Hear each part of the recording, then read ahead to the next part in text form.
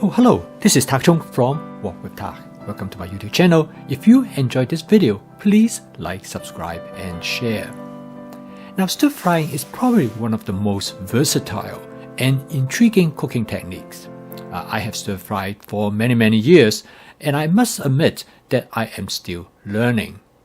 And I learned a lot from Jay. She is the person who worked for our parents. And I remember she is such an exceptional cook.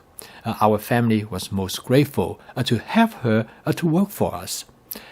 Now, Jay has taught me a lot about stir frying. Now, in her case, she stir fry in a small kitchen with a stove that is probably only half the capacity that we will find in terms of heat-wise in a modern kitchen stove. Now, however, she creates some excellent food. And I think a lot to do with the technique that she used, and which also demonstrate how flexible stir fry is as a cooking technique. And under somebody who is skillful at it, it can create some truly amazing dishes. Now, in this video, I like to provide some, I would call it information to demystify what stir fry is like. During the years when I have been teaching cooking classes, particularly about my fast cooking system, which stir frying is the selected cooking technique. I have many people ask me, why stir frying seems to be so complicated and so difficult? At the same time, when I have them in my cooking class demonstrate how to stir fry, they find it to be extremely simple, and they also find the food taste so good. Now, when I was growing up, it was well known that street food has a strong reputation, that the cook in the street food business are truly excellent cook, and they generate food with amazing flavor. And a lot of this has to do in the street cook. They usually cook on a wok with a lot of firepower, with a lot of heat. And this is partly which actually come from many of the, I would call it urban legend regarding stir frying, is that you have to have a stove that can generate up to maybe 200,000 BTU in order to make good stir fry dishes. Now, is that really true? And again, based on my personal experience with Jay, she able to cook probably food that are rival, in fact, better than people who cook with a 200,000 BTU burner. So over the years, there has been something actually in circulation known as wok chi. Now, wok chi actually stands for wok, which is the term in Chinese, and chi means like an essence, or sometimes they call it breath. So breath of the wok has been described to be as a probably the ultimate goal that people try to achieve in stir frying. And the common perception is that you got to have a lot of heat in order to cook with wok chi. Now, the whole concept of wok chi is come from the southern part of China in Guangdong province, and it is over the period during the last probably, I would say, 50 to 60 years, this has become very popular. It developed a international reputation due to a book written by an author who described how important that wok chi is to make a stir-fry dish taste good.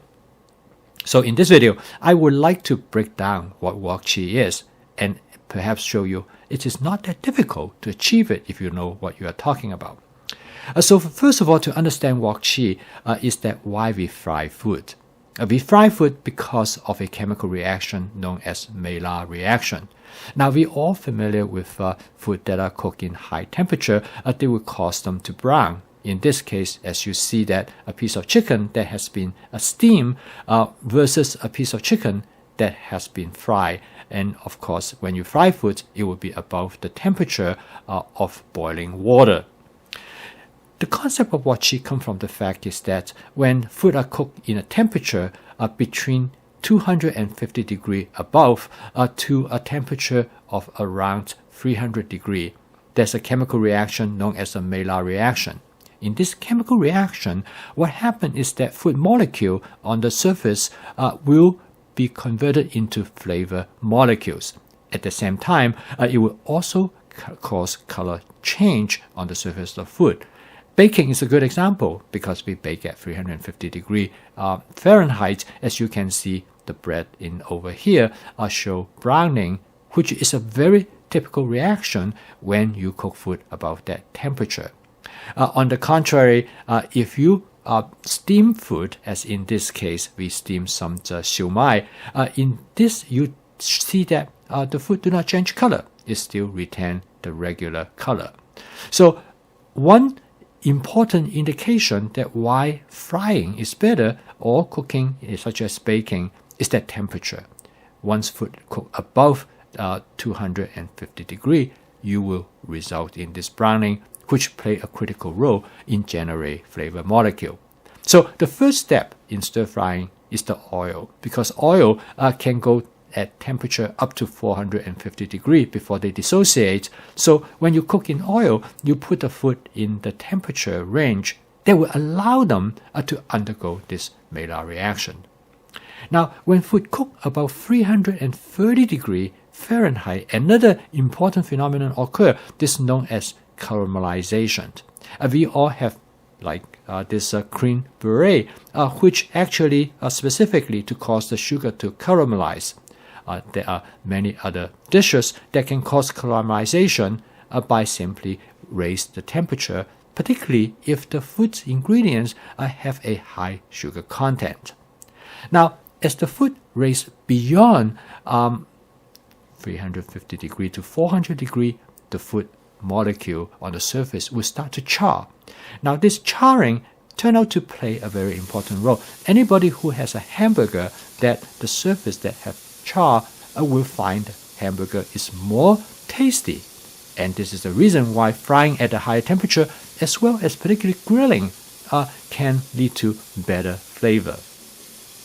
So in summary, when you stir fry in the wok, because of the way you can control how you cook by adjusting heat, by stirring, and in fact in some cases by introduce fire to the food, you can create all these three characteristics: the Maillard reaction molecule, caramelization, and ultimately charring.